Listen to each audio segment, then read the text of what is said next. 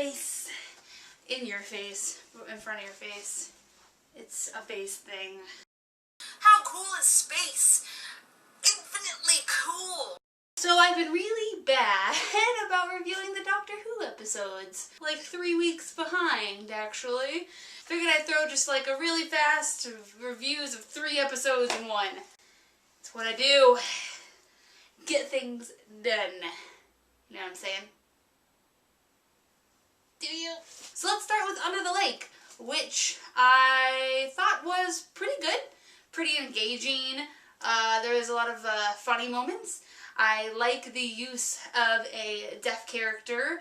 I'm pretty sure that's the first time in Who history. So good on you, Moffat. Way to do something right. Just kidding. You do things right. Just calm down, everyone. So like when Clara hands him the cards, just highlighting the fact that he's not very good at connecting with people, which is interesting because I feel like Tin was really good at connecting with people and understanding grief. But then again, he did try to like genocide a whole race of spider aliens, and Donna was like, hey, calm the fuck down. Donna's a great companion. I thought it was a bit out of character for the Doctor to be like, oh, these are definitely ghosts, I'm excited to see ghosts, when he typically comes from a place of scientific cynicism. He's been traveling around the universe for a really long time. It seems odd. He has seen so much and he's like, oh yes, here's the one and only time I'm finally seeing ghosts, definitely.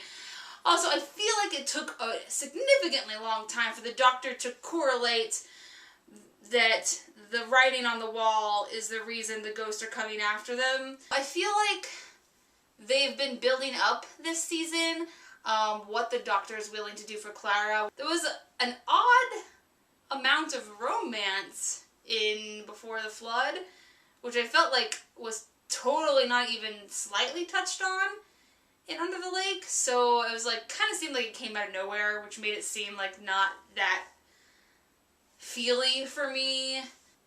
Oh, I just threw up in my mouth a little bit. Oh god. Oh, that's terrible.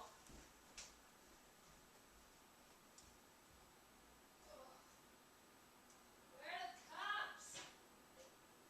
That was gross. Moving on to the most talked about recently due to Maisie Williams from Game of Thrones. I don't watch Game of Thrones, I'm sorry, but I've heard that her character was super badass and people are really excited that she's on Doctor Who. People seem to really love that his sonic sunglasses got broken, so fuck off. I liked them.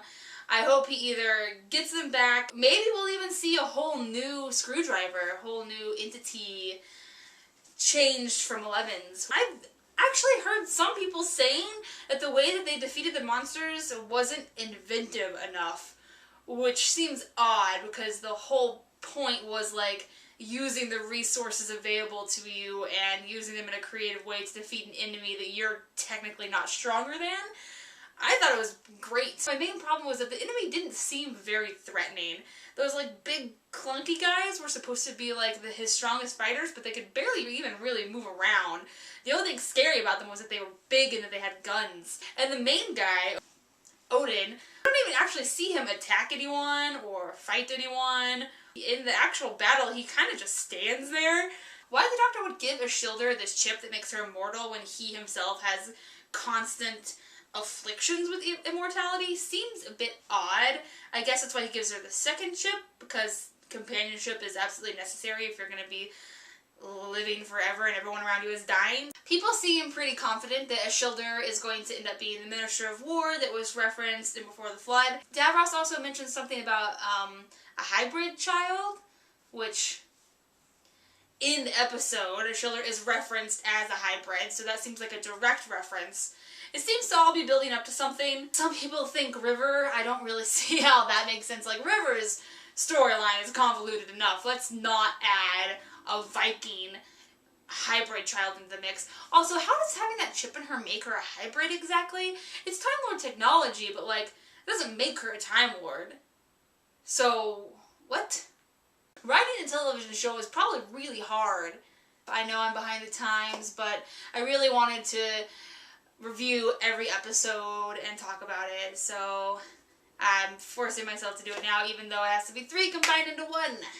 I still did it. Success is success. Success is success, even if it doesn't look like what you thought it was going to look like in the beginning. Acknowledge your successes, regardless of how they look.